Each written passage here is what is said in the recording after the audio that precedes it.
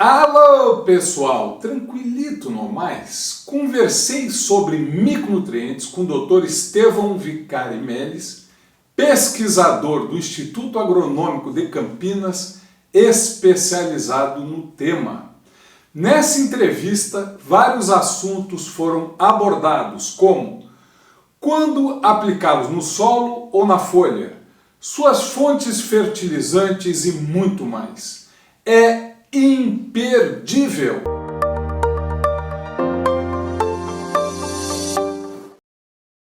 Pessoal, eu estou aqui com o Dr. Estevão Vicari Melles, do IAC.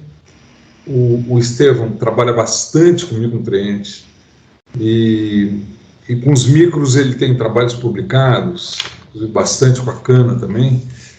E eu convidei ele, porque eu acho que ele vai nos acrescentar muito conhecimento em relação aos micronutrientes. Estevão, muito obrigado por estar aqui com a gente. Você é uma autoridade que a gente sabe sobre os micronutrientes, sempre estudou muito esse assunto. E em meu nome, em nome de milhares de pessoas que vão nos assistir, muito obrigado mesmo. Então já vamos à primeira pergunta, Estevão. O micronutrientes é um assunto muito complicado para os fertilizantes. Há fertilizantes NPK no nosso mercado que eles se dizem completos, vou botar entre aspas aqui, para o produtor rural, quer dizer, é uma oferta de NPK que tem todos os micros e tudo mais.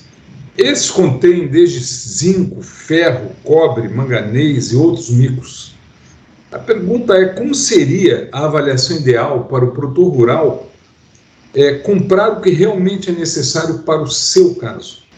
Bom, Nelson, primeiramente, muito obrigado pela essa oportunidade de estar no seu canal, passando por essa entrevista aqui, podendo compartilhar com o público um pouco do conhecimento que eu tenho adquirido aí ao longo dos anos, trabalhando com micronutrientes, com pesquisas com micronutrientes.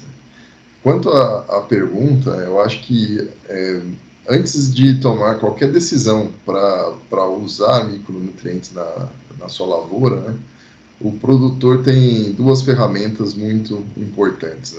A primeira é a análise do solo. Então, uma coleta de solo bem feita, uma caracterização da área e analisar micronutrientes é essencial para a tomada de decisão. Até porque o limite entre a deficiência e a toxicidade com os micronutrientes ele é mais estreito.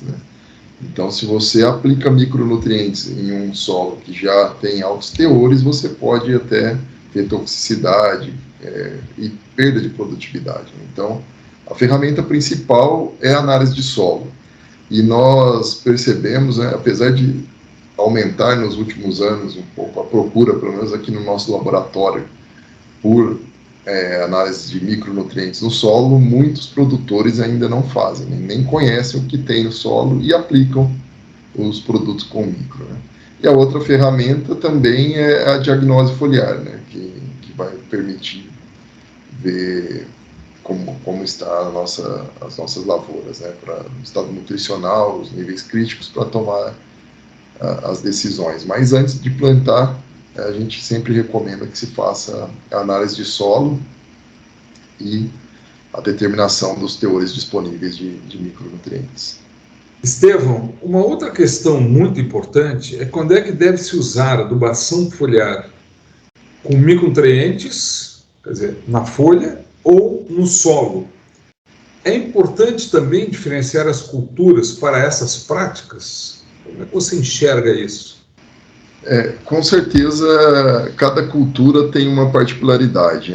O que eu penso e enxergo a respeito disso é que a tomada de decisão em utilizar o micronutriente via foliar ou via solo, as pesquisas que nós estamos realizando, o que elas demonstram é que há especificidades, há micronutrientes que, por exemplo, o cobre a gente sabe, pelo conhecimento que nós já temos, que ele vai ser retido no solo, uma absorção bem forte, Então, é um elemento que a gente pode optar pela aplicação foliar, né? Vai ser mais efetivo a aplicação foliar. A gente usava muito, né,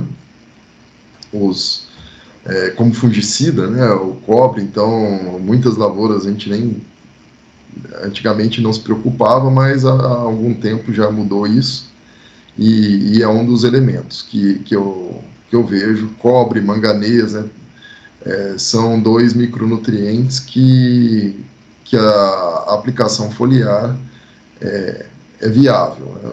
Os demais, né, aí vai depender muito da cultura, né, e do estado nutricional, né, da quantidade. A resposta para a aplicação foliar de micronutrientes, ela depende muito, em muitos casos, do teor de micronutrientes no solo, né. Recentemente nós fizemos um trabalho com cana-de-açúcar, né, com zinco, no qual nós estudamos a aplicação foliar de zinco, né. Nós estamos trabalhando, né, com um programa de estudos com micronutrientes já há 17 anos, né, tendo excelentes resultados com a aplicação de doses mais altas, né. O próprio boletim 100 novo já recomenda o uso de 10 quilos em solos para cana-de-açúcar, né, no plantio, em solos com teores baixos. E vinha sempre essa pergunta: mas e se eu aplicar foliar, né? Como a aplicação foliar, ela limita a dose, né? Então, para alguns micronutrientes como o zinco, é importante que tenha uma base no solo para que essa resposta seja efetiva. Caso contrário, principalmente para cana-de-açúcar, a gente nota que não tem resposta, né? Então, você aplica o foliar com solo com teor baixo, não transloca, não é o suficiente. As dosagens que a gente consegue aplicar não são suficientes para fornecer e para dar o efeito necessário para ganhos de produtividade e qualidade, né? Então, acho que o produtor precisa ter isso em mente, né? Precisa conhecer a cultura, saber das necessidades, né? Quais são os micronutrientes que são mais exigidos pelas culturas. Isso a gente tem diferenças, né? E para tomar essas decisões, né? Por exemplo, boro, né? A gente sabe que a aplicação de boro, né, é algo que vem sendo estudado nos últimos anos, aplicação foliar, e que se a planta não produzir polióis, ela não transloca o boro, né? Então é melhor aplicar o boro no solo. E às vezes combinar as duas estratégias, né? Então você pode usar uma dosagem no solo e depois a fazer as aplicações foliares e ter uma efetividade maior na resposta. Quanto a algumas culturas, me parece que nos citros, por exemplo, a indicação é usar bastante boro no solo, né? Talvez por causa dessa sua explicação. No café também, pela baixa translocação. E você que estuda muito a cana, como é que você recomenda para a cana, né? Tanto o zinco como o boro, também no solo, ou alguma coisa foliar, ou não teria nada? Nós estamos, assim, tem crescido bastante, né, o uso de micronutrientes hoje no solo e nas folhas em cana, né? E nós estamos continuando esse programa de estudos, né, até em parceria com a Exalc, no PCEM. A gente tem feito um programa de estudos de aplicação foliar, né? Tem uma dissertação de um aluno meu que defendeu recentemente, e nesse caso, né, nós verificamos que para o boro a gente tem que ter alguns cuidados, né? No caso de aplicação no solo, não aplicar no sulco, né, evitar altas dosagens no sulco, né? A gente recomenda o uso em cobertura, né, de até 3 quilos por hectare de boro, seria o suficiente. E como o boro no solo, né, ele se perde muito por lixiviação, então você tem que repor sempre o boro. Então vai ser importante também você escolher uma fonte, né, mais adequada, né? A gente usa muito ácido bórico hoje, né, por facilidade, né? Mas na cana-de-açúcar, apesar da cana não ser uma planta que tem altos índices de polióis, a gente vê resposta para aplicação foliar. Nós tivemos resposta para aplicação na fase já de máximo desenvolvimento, nós tivemos algum ganho de produtividade com a aplicação. Via folha, né, tem os estudos do professor Cruciol também, né, que demonstram respostas em termos de aumento do ATR na cana-de-açúcar com o uso foliar de boro pré-maturador na cana, né? Então, é uma cultura que nos surpreendeu aí com as respostas de aplicação foliar de boro.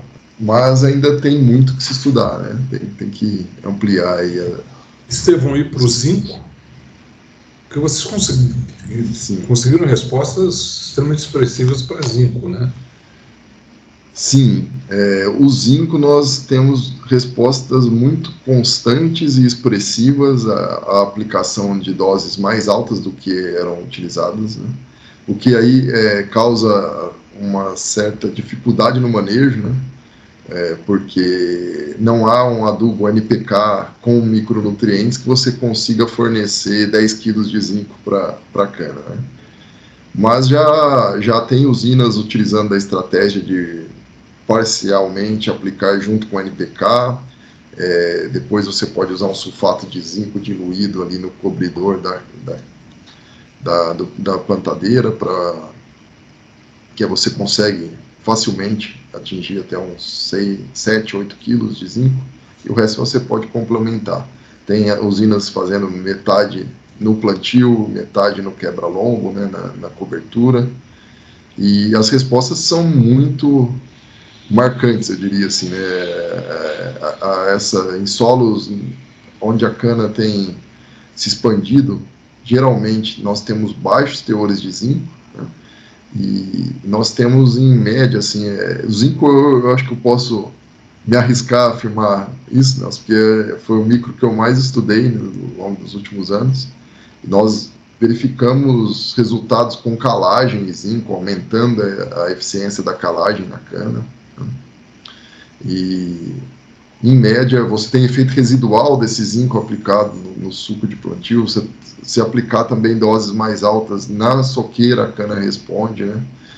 Em termos de aumentos de 10% médio aí de produtividade por safra, né? E se você optar por esse fornecimento no plantio, você tem um efeito residual de pelo menos 4 safras, né? E aí eu acho que entra, né, com os estudos que nós conduzimos recentemente, né, que inclusive nós ganhamos o prêmio Boa Colheita, né, Experts da Yara, né, o primeiro prêmio. Você na soqueira entrar com aplicação foliar, né, com uma cana já bem nutrida com zinco, você pode ter respostas ainda maiores a esse micronutriente. Estevão, uma outra questão que se pergunta muito, há uma certa polêmica, em culturas anuais como soja, milho, será que, num caso de deficiência no solo, em caso que não tenha deficiência, não se colocaria, né? Mas no caso de deficiência no solo, né, deve-se colocar no solo, principalmente zinco, boro. Existe uma pressão de mercado para se aplicar muito foliar, como fosse uma garantia para o produtor produzir. Como é que você vê essa questão, né, de foliar para essas culturas anuais? Para as culturas anuais, né, mais importante ainda a gente ter o diagnóstico precoce, né? A gente, antes de plantar, saber quais são os níveis, né, de teores disponíveis, né? Porque depois que aparece a deficiência, né, na cultura anual você pode aplicar o foliar, vai desaparecer a sua deficiência, mas já teve o comprometimento da safra, né? Então você antecipando, você conhecendo o seu solo, você pode ter uma estratégia de manejo mais adequada, né? Hoje em dia é difícil até a gente ter problemas, né, com deficiência, porque o uso de micronutrientes, principalmente foliar, né, dessas soluções multinutrientes em culturas anuais é constante, e geralmente não se tem muito problema com deficiência de micro devido a esse manejo, né? Agora, uma coisa que eu questiono e talvez um pouco do que eu vejo, né, me chama a atenção é da necessidade de se aplicar, da necessidade da eficiência de se aplicar soluções multinutrientes com micronutrientes, né? Tanto em cana-de-açúcar como em outras culturas, principalmente na cana, né, a gente viu tanto no solo quanto na folha que a aplicação conjunta, né, de micronutrientes, né, nós usamos sais solúveis, né, talvez tenha causado um excesso, mas eu creio que não. Foi pior a resposta do que as aplicações individuais, né? Você até tem resposta, mas num patamar, numa projeção menor do que você aplicar o micronutriente isolado em algumas condições, né? Então, isso eu queria chamar atenção para isso, né? Eu acho que as pesquisas com micronutrientes, elas ainda precisam avançar, né? E eu acho que a gente pode chegar em formulações mais precisas, né, com a pesquisa científica e talvez até mais efetivas e mais baratas, né? Hoje, o que eu posso responder temos produtos, né, foliares aí, né, de qualidade que estão dando resposta, né, que estão suprindo a necessidade, mas eu fico me perguntando, né, se é mais efetivo você usar essas soluções multinutrientes ou você ter o conhecimento das análises de solo e do histórico que você tem ali, né, durante as safras, né, e aplicar pontualmente o micronutriente que é mais exigido pela cultura, que tem maior chance de resposta, né? Então, essa é uma dúvida que eu tenho, assim, é uma pulguinha atrás da orelha que eu quero até deixar aqui para os ouvintes, né, pensarem, porque encarece, né? Se você usar todos os o produto fica muito mais caro do que às vezes você usar algo mais simples, né? Temos resposta, responde, mas eu fico nessa dúvida, né? Se há mesmo necessidade de se aplicar todos ou, eventualmente, dependendo do que a gente já tem no material de origem, na disponibilidade do solo, a gente pode escolher, ser mais certeiro na escolha de qual micronutriente utilizar. Mas, Estevão, você, vamos dizer, no caso de soja e milho, você detecta que seu solo está deficiente de micronutrientes, de zinco, talvez boro. Você diria que é melhor recorrer à aplicação no solo, à aplicação na folha ou as duas? Aí eu creio que a longo prazo, né, acho que tem que se pensar em usar o NPK com o micro, né, os adubos completos aí para você melhorar a fertilidade desse solo e melhorar as suas condições em termos de micronutrientes, né? A gente sabe que isso é possível, né, você executar alguns manejos que você aumenta. Mas, nesse caso, eu acho que a ferramenta de você utilizar a aplicação foliar, ela é bem efetiva, né? Tiro curto, né, muito rápido, então é melhor não correr o risco, né, de você deixar de aplicar, né, e as soluções multinutrientes do que você ter a deficiência e queda em produção, né? Então, eu acho que, nesse caso, também o tratamento de sementes, né, é bem efetivo, né? A gente, para soja, né, é clássico, né, você tratar a semente com molibdênio, a semente de milho, né, no tratamento já recebe o zinco, né? E isso já vai ter ali um suprimento, às vezes, inicial, no caso do milho, né? No caso da soja, a gente já é consolidado, né, o uso Nicomo, né, hoje, né, que usa níquel, cobalto, que é um elemento benéfico, e o molibdênio, e a gente tem respostas fantásticas, né, para doses bem baixas, né? Mas, então, nós temos ferramentas aí para evitar a deficiência, né, evitar que haja perdas. E aí, nesse caso, para essas culturas anuais, eu acho que a aplicação foliar, ela é uma boa ferramenta.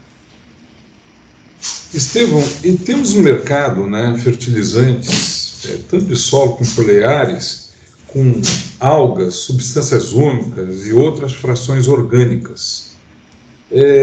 Será que essas frações realmente auxiliariam na absorção do micronutriente pela planta, como muitas vezes é dito no mercado? Muito boa pergunta, Nelson. E difícil resposta, né? Porque eu, como cientista, eu me baseio na ciência, né? E eu acho que é muito precoce a gente afirmar que realmente essas substâncias úmicas, elas surgiram há pouco tempo, né? Nós estamos estudando elas, né? Ainda, né? Essa ação, né? Acho que tem um potencial de uso, pelo que eu ainda não tenho nenhum experimento com essas substâncias, mas pelo que eu conheço, pelo que eu acompanho e tenho visto aí em trabalhos, há um potencial de uso, mas eu acho que ainda é precoce a gente afirmar que realmente isso vai poder aumentar a eficiência da absorção de micronutrientes, né? É algo que ainda merece ser estudado para que a gente possa ter uma resposta. Tem bastante no mercado, né? Mas eu ainda, em termos de trabalhos científicos publicados, ainda tem muita coisa a ser feita, né? Acho que, assim, particularmente, Nelson, eu acho que em termos de micronutrientes, quando a gente fala em micro, eu acho que tem tanta coisa básica ainda para a gente estudar aqui no Brasil, para a gente determinar doses, momento de aplicação, forma, né? A gente está aqui conversando, né? O que é melhor, né? Foliar ou solo, ou os dois combinados, falta tanta informação, né? Se a gente buscar, não sei se você que trabalhou aí, né, tantos anos no mercado, quando a gente vai buscar as informações científicas, tem muito pouco trabalho, né? Nitrogênio, fósforo e potássio a gente acha uma enxurrada, né? Para micronutrientes ainda é muito pouco. Tanto que o trabalho que nós realizamos na cana, né, foi algo bem marcante, assim, algo que até causou certo espanto, né? Muitas dúvidas. Não é muito zinco que está recomendando. Ainda tem gente com o pé atrás ali que não acredita muito, né, nas respostas, mas a nossa agricultura mudou demais, né? Nos últimos anos aí, nos últimos 20, 30 anos, nós tivemos uma mudança muito grande, né? A importância dos micronutrientes já se sabe há muito tempo, desde os trabalhos do Gaurão, né, no Cerrado, né, que foi primordial, né, para que consolidasse a agricultura no Cerrado, a correção com micronutrientes, né? O Alfredo, né, o professor Alfredo Chade Lopes, né, eles fizeram um trabalho de Jalma, essa turma toda, né, um trabalho muito importante, né, nessa consolidação da agricultura no Cerrado, que sofria com a deficiência de micro, né?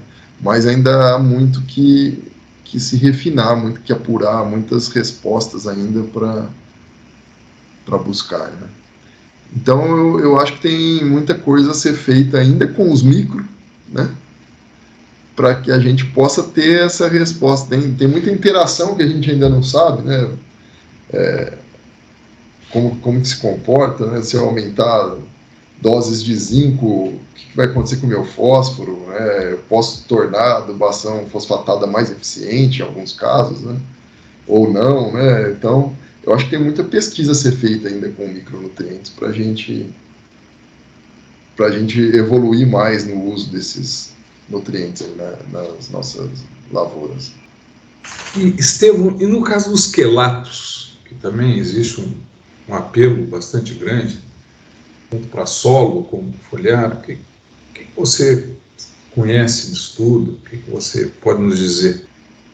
Bom, no caso dos quelatos, Nelson, a grande vantagem do quelato é que os micronutrientes, principalmente os metálicos nos solos tropicais, né, nos nossos solos brasileiros aqui, né, que são solos dependentes de carga, né, então você aumenta o pH, você diminui a disponibilidade desses micronutrientes, né, aumenta a absorção, né, muitas vezes uma absorção bem específica, que vai ser bem forte, né, no caso do cobre, que não vai voltar facilmente a se disponibilizar, né? O próprio zinco tem uma eficiência um pouco reduzida devido a essa absorção, né? Então o quelato ele tem essa vantagem, então você consegue aplicar uma fonte que não vai ter ali essa absorção, que vai estar prontamente disponível, vai ser mais fácil a absorção, né? Mas hoje em dia o quelato é mais utilizado na folha do que no solo, né? A gente sabe que os micronutrientes quelatizados surgiram para corrigir essa deficiência de micro em solos alcalinos, né? Principalmente acho que na Espanha, né? Se não me falha a memória, né? Espanha, nos Estados Unidos também tem, né? E era a forma de que você aplica no solo e não há essa absorção, fica prontamente disponível, né? E depois migrou-se para utilizar o micronutriente quelatizado nas folhas, né? A grande vantagem do quelatizado é que você pode usá-lo em misturas, né? Você vai aplicar um fungicida, né? Um inseticida, você pode estar usando que ele não vai afetar, não vai modificar as moléculas, né?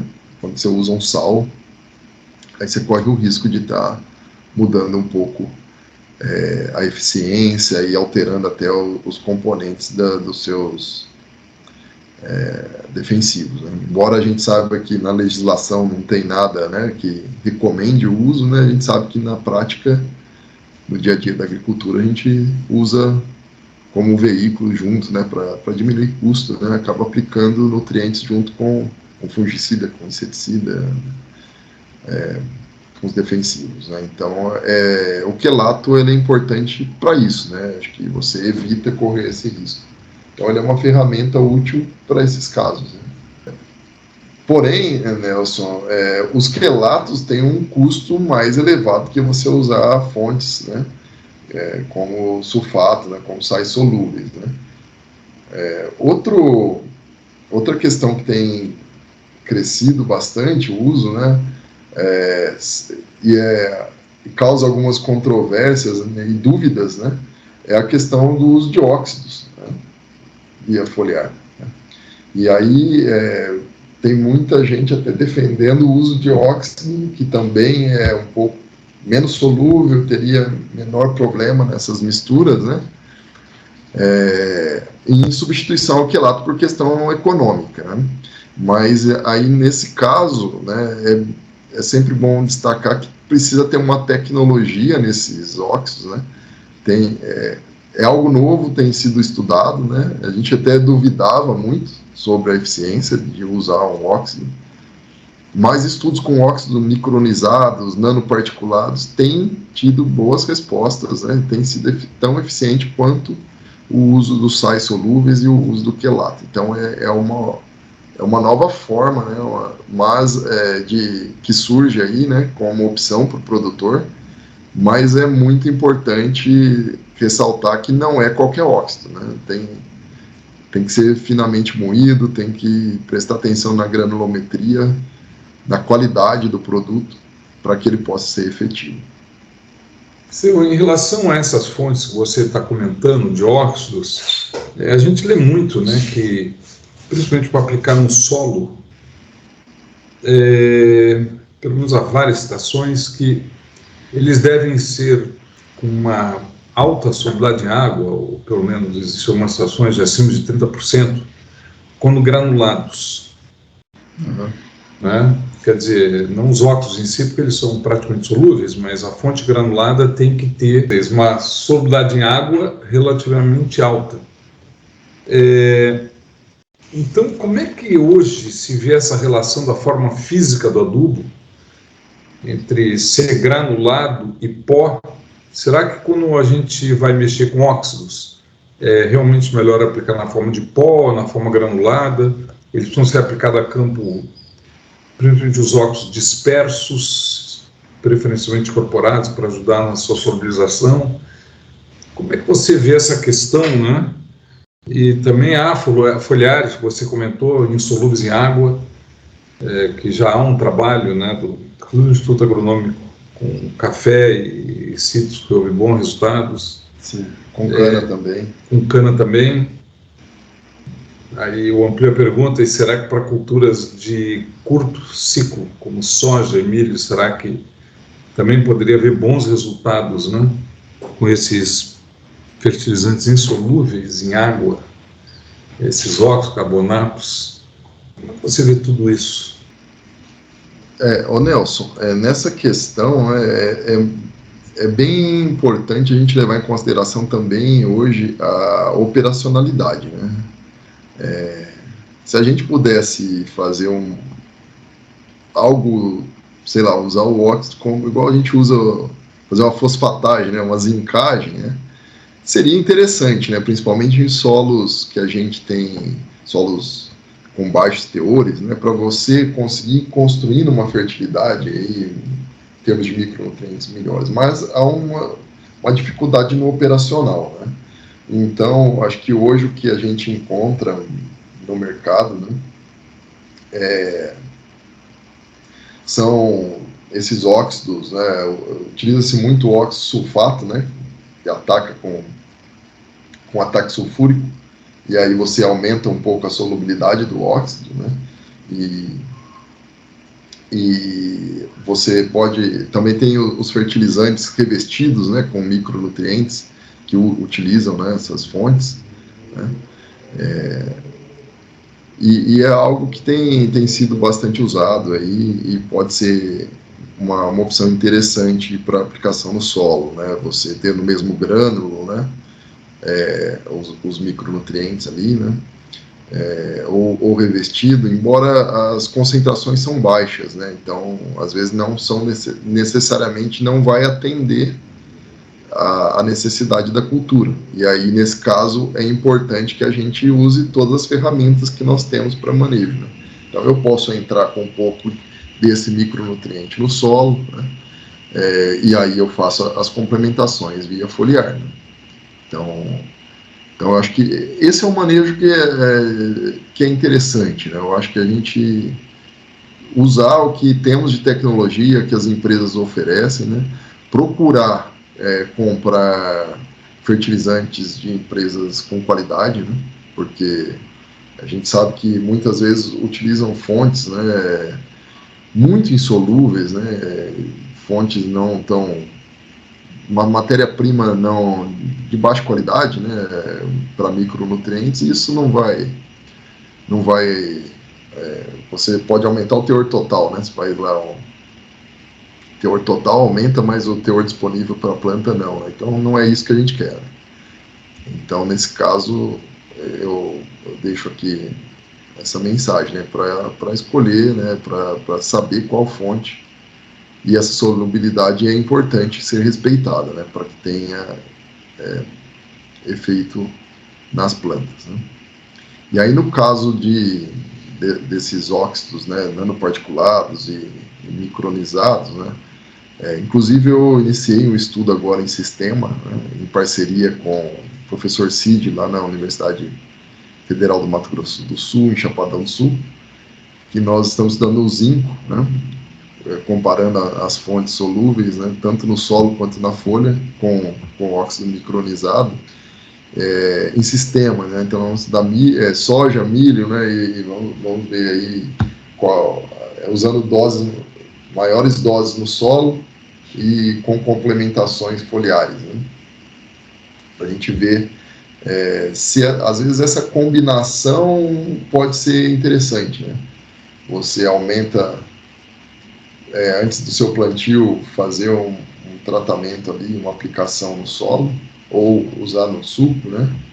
Embora hoje está muito difícil, né? A gente vê aí que os agricultores têm deixado de aplicar fertilizantes de forma localizada, né? Ou no suco de plantio, por causa do operacional, né? De rendimento operacional, né? Acho que até esse é um tema aí que não sei se já foi abordado no canal, mas Nelson, é algo que a gente principalmente agora, né, no último ano, com crise de fertilizantes, a gente começa a repensar, né, esse conhecimento agronômico meio que deixado de lado, né?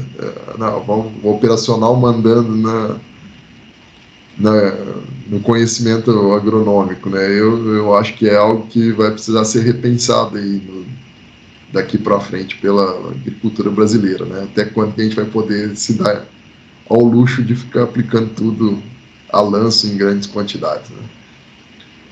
Mas, então, o pouco que eu vejo de respostas de trabalhos, né, parece que para culturas anuais não é tão efetivo quanto para cana, para café e para laranja, talvez pelo curto espaço de tempo, né, da aplicação até a colheita é muito rápido, né? Hoje, com as variedades precoces, é muito rápido, às vezes não dá tempo da planta assimilar, né? Porque ela é absorvida e sofre transformações dentro da planta para se translocar, né?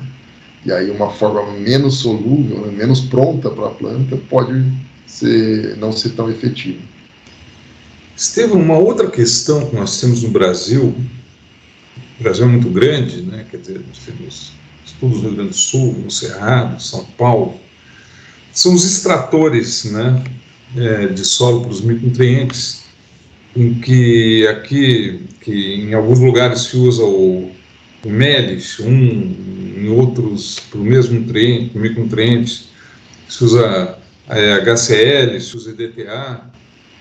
Isso gera recomendações de aplicações também diferentes para diferentes estados e regiões, o que às vezes gera confusão para o pessoal de campo, para técnicos, agrônomos, né, o entendimento desse detalhe, né, porque é feito com um extrator e o colega lá, alguém menos, né, talvez conhecedor da área, pega uma tabela local e mistura, né, o que não deve ser feito.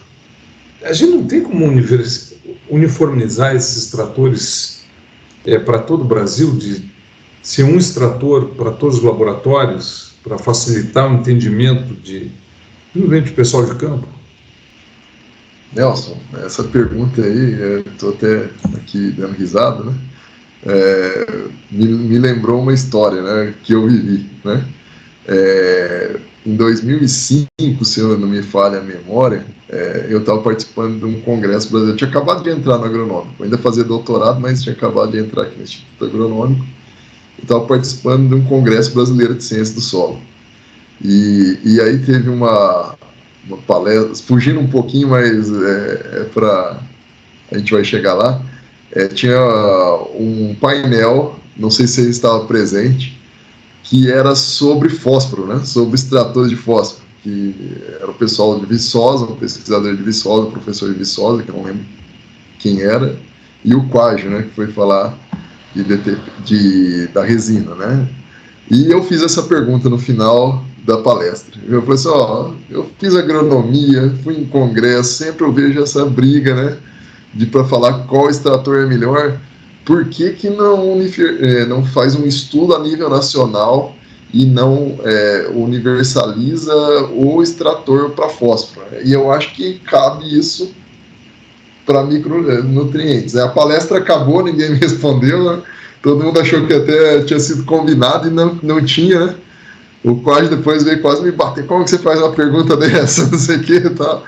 Eu falei, não, mas é que me incomoda, né? Eu acho que a agricultura brasileira, ela precisa buscar o que é melhor, né? E o que vai responder o que é melhor é o trabalho científico, né? A gente sabe que temos regiões diferentes, com clima diferente, com tipo de solo diferente, né? Aí no sul a gente tem uma realidade completamente diferente do que no Cerrado, do que em São Paulo, do que no Nordeste, né? Nos solos de tabuleiro, né, que nós temos lá. Então, eu acho que isso seria essencial, porque realmente é uma grande dificuldade, né? Nós aqui em São Paulo trabalhamos com DTPA, né, a pH 7, que a gente acredita que chega o mais próximo do que acontece ali na rizosfera da planta, né, no que está realmente disponível. E aí você pega e usa o MERIT, que veio um método lá americano de ataque ácido, né, que a gente sabe que vai extrair mais. E tem muito lugar que a gente está na divisa, né? Minha terra mesmo, Altinópolis, é a divisa com São Sebastião do Paraíso. Parentes meus lá que tem café, às vezes faz análise lá em Minas e vem usar o boletim 100, e aí é completamente diferente, né? A calibração foi feita de outra maneira, né?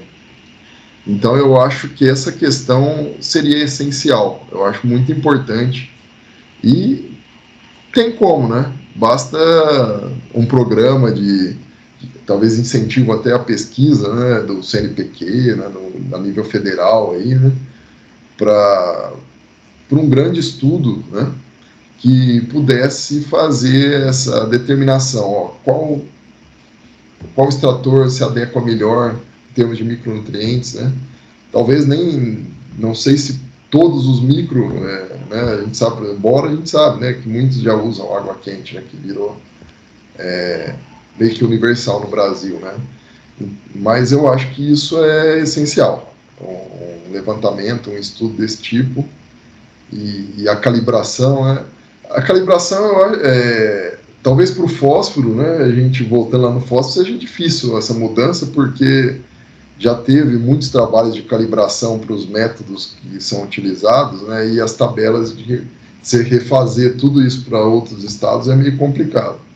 Agora, no caso de micronutrientes, você vai buscar na literatura, é até um incentivo para que se faça mais pesquisas com dosagens, com fontes no solo, para que a gente tenha essa calibração tão boa quanto a gente tem para os macros, né?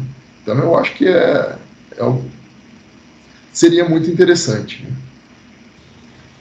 né, Estevão, é um desafio grande, né, para a pesquisa brasileira conseguir, né, vamos dizer assim, pelo menos ter alguma coisa mais uniforme, que eu acho que vai ajudar muito. Né? Eu já vi muita confusão, viajei muito, confusão terrível muitas vezes, o pessoal não entende. Estevão, e o que precisamos avançar ainda na pesquisa, nos nossos diagnósticos e recomendações para aplicações de micronutrientes no Brasil? Como é que você enxerga isso? Ainda temos muito a caminhar? Nelson, eu acho que, como eu já vim comentando aqui durante as outras perguntas, né, o assunto micronutrientes, a gente tem muito que aprofundar em conhecimento, né? Temos poucos estudos, né? Hoje a maioria das fórmulas que nós temos, né, e a adubação hoje com micronutrientes para grande parte das culturas, as recomendações são baseadas em tabelas de extração e exportação, né? Muitas vezes essas tabelas já estão muito precisando ser atualizadas, né? Temos tabelas de 1980, 70, e hoje a realidade é outra, nós temos novas variedades muito mais exigentes, que extraem muito mais micronutrientes, né? Então eu acho que temos muito que avançar nisso, e também se basear apenas na extração e exportação, eu acho algo pouco seguro, Nelson. Por quê? Porque eu vou usar um exemplo da cana, né, que acho que é o que a gente mais estudou aí e que avançou em termos de estudos com micronutrientes nos últimos 15 anos. Quando você vai na tabela de extração e exportação de molibdênio, né, é algo na casa de 0,02 a 0,1 miligrama por quilo, né? Só que não se aplicava molibdênio, nossos solos têm baixo teor de molibdênio, então quem falou que não exige mais, né? Será que não exige? E isso eu acho que se replica para vários micros, né? A gente, recentemente, né, a gente teve o caso do manganês na soja, né, que começou com o uso do glifosato, ter o problema de deficiência de manganês, né? Então, eu acho que tem muita coisa ainda a avançar, mas principalmente nessa questão, né, de você fazer soluções multinutrientes baseadas na extração e exportação. Ok, é o que tem hoje, né? É muito importante isso. Isso nos permite ser mais assertivos e o sucesso do nosso agro, né? Eu acho que cada vez mais aumentando aí a produtividade. Mas na questão de micronutrientes é algo que eu vejo que precisa ser refeito, precisa evoluir, né? Não sei se você concorda comigo ou não. E aí, junto com isso, posicionamento, eu acho que tem outros fatores que a gente ainda não conhece dos efeitos dos micronutrientes, né? Hoje a gente vê o crescimento de conhecimento fisiológico, né? Trabalhos aí demonstrando a importância dos micronutrientes no combate ao estresse hídrico, né? Estresse das plantas, né? Já com comprovações, né, científicas mostrando zinco, manganês, níquel, molibdênio, né, atuando nisso também, né, que é algo que a gente não desconhecia, né? A pesquisa ela era baseada, além de pouca e escassa, né, em termos de micronutrientes, ela é muito baseada em produtividade só, né? E hoje a gente está entrando num nível de agricultura e de mudança climática e de tudo que vem no pacote, de exigências de você produzir mais, emitir menos gases, né? E aí os micronutrientes eu enxergo que possa ser uma ferramenta muito importante, mas que precisa de estudo, né? A gente está concluindo, por exemplo, um trabalho agora. A gente vem fazendo alguns trabalhos com molibdênio na cana, né? E a gente vê que a resposta para as doses que nós estamos utilizando é em condições de menor oferta de nitrogênio, né? E aí vem a pergunta, né? Será que quando eu coloco mais nitrogênio, falta molibdênio? E esse molibdênio poderia fazer o nitrogênio ser... adubação nitrogenada na cana ser mais eficiente do que né? Ou será que não, né? Que eu usando molibdênio, na cana, de repente, é como na soja, né? Eu posso diminuir nitrogênio, eu posso até deixar de aplicar, né? Mas falta replicabilidade, né? Falta muito mais estudos que nos permitem ter embasamento, né? Ter mais confiança nos resultados, né? A gente, às vezes, faz em 1, 2 locais, tem uma boa resposta, mas isso precisa ser avançado, né? Então, eu acho que tem crescido muito os estudos, né? Eu acho que a gente, em pouco tempo, vamos ter uma mudança aí muito grande na compreensão desses nutrientes, no uso deles na agricultura nossa. Estevão, eu acho que isso tudo aí leva, né? Tem muita gente jovem que vai assistir nos assistindo e que leva o desafio, né? O pessoal mais jovem tem muito trabalho pela frente, né? Na área de fertilidade, micronutrientes, principalmente, eu acredito. Muito a fazer. Com certeza. E eu acho que falta muito essas interações, né? De macronutrientes com micronutrientes. Sim. A gente estudou muito isolado as coisas, né? E aí a gente não... Hoje que a gente está vendo, né? Os estudos mostrando as interações, né? De boro com cálcio, né? E aí a gente vem evoluindo até nos fertilizantes, né? Na oferta aí para algumas culturas, né? Então, eu acho que tem muita pesquisa a ser feita, muito a ser avançado. Outro ponto importante, né, que até a gente, quando se encontra por aí nos congressos, sempre conversa, que é um assunto que cresceu muito e tem crescido as pesquisas, né, com a biofortificação de alimentos, né. Hoje a gente tem, principalmente lá na Europa, né, muita pesquisa com selênio, com zinco. Isso a gente começou também a ter aqui no Brasil, e aí causa uma certa dúvida, né? Mas e aí? O produtor não vai aplicar mais doses maiores se não tiver o retorno financeiro de produtividade, né? Mas hoje já é uma tendência que eu vejo que talvez num futuro próximo, né, possa ser um nicho de mercado, pode ser até política pública, né, de você conseguir biofortificar alimentos e para a nossa saúde, né. Eu vi uma reportagem bem recente de um artigo do Luiz Roberto Guimarães, o Bebeto, né, que eles viram que o alimento biofortificado com selênio diminuiu o câncer, né, em camundongos, né. Então isso é algo muito inovador, né, ainda bem incipiente, né, o conhecimento, mas tem trabalhos feitos na Ásia, na África, né, com zinco, né, que trazem resultados, né, na saúde humana muito importantes. Então eu acho que tem muito que avançar aí no conhecimento e que são ferramentas.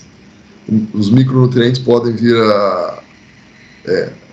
puxando um pouco para o meu lado, talvez, né, Nelson, assim, ser uma nova revolução verde aí na agricultura, para que possamos dar os saltos, né? Tem muita cultura que a gente está ali estagnado, e o que está faltando, né, para aumentar? O potencial genético é grande, mas não se chega na hora. Talvez seja um equilíbrio aí, um maior fornecimento de algum micronutriente.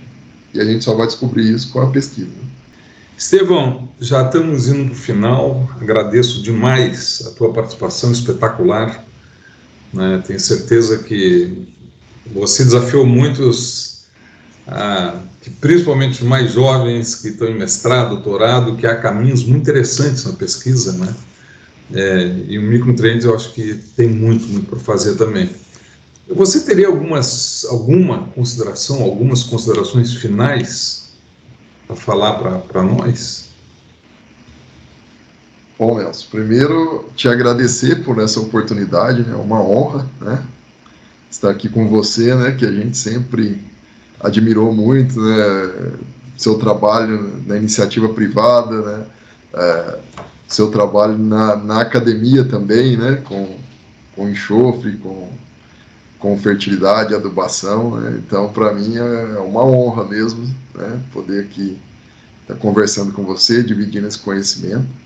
E eu acho que o que eu, em termos de considerações finais, eu acho que o que eu posso deixar aqui, né, para a moçada mais nova aí, né, que está aí pensando no que estudar, né, talvez seja excelentes temas aí, utilizar micronutrientes, estudar micronutrientes nas suas pesquisas, né, porque a gente precisa de mais informações, né, e também para os agricultores, né, da importância de você utilizar os micronutrientes, né.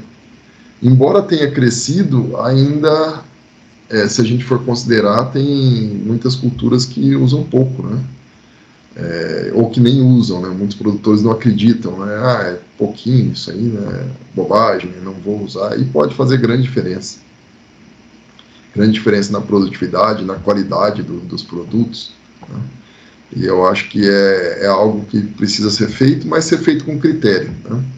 Escolher, fazer análise de solo, né, conhecer a sua área, né, a sua lavoura, o que ela vai requerer, escolher produtos realmente eficientes, né, e eu acho que até a própria indústria, Nelson, não sei se você que sempre esteve lá, talvez precisa também ter um olhar um pouco mais carinhoso, vamos dizer, para os micro. A gente tem muitos produtos no mercado disponível, né?